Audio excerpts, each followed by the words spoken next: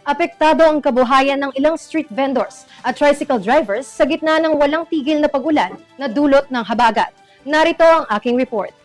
Wala pong pagbabag. Alam niyo po, sa totoo lang, tuwing uulan, kung may bagyo o habagat, hindi na po natatapos yung baha rito. Natural na po rito sa amin sa Espanya. Hukay po ng hukay, hukay ng hukay, wala naman nagbabag. Yan ang hinaing ng tricycle driver na si Kuya Rivera matapos bahain ng Espanya Boulevard sa Sampaloc, Manila kung saan siya pumapasada. Pasado alauna na ng hapon at humupa na ang baha dito sa kahabaan ng Espanya Boulevard. Nananatili namang sarado ang ibang mga establishmento dito at nagsibalikan na ang ilang mga street vendors na dito nakapwesto. Apektado ang kabuhayan ng ilang mga street vendors, pati ang ilang tricycle drivers dahil sa tuloy-tuloy na pag-ulang dulot ng habagat. Ayon sa mga residente, abot tuhod hanggang bewang daw ang inabot ng baha kahapon at ngayon naman ay patuloy na itong humuhupa.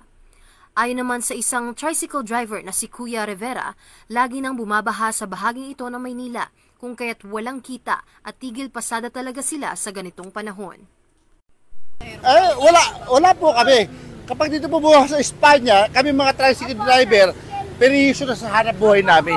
Wala na po kami kikitain.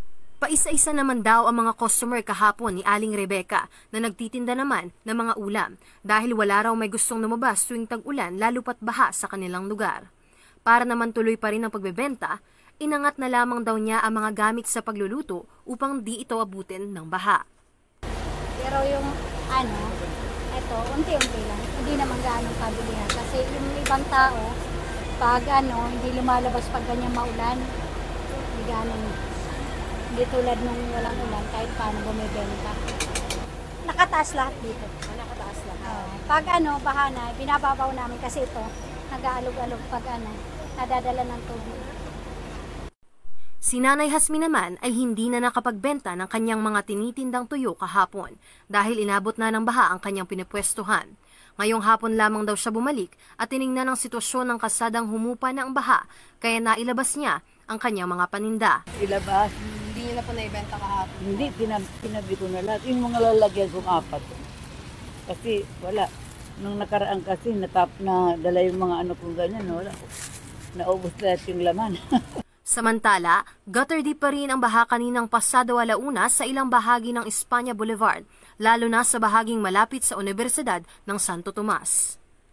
Para sa EuroTV News, ako si Shai Morales, sumasaludo sa bawat Pilipino.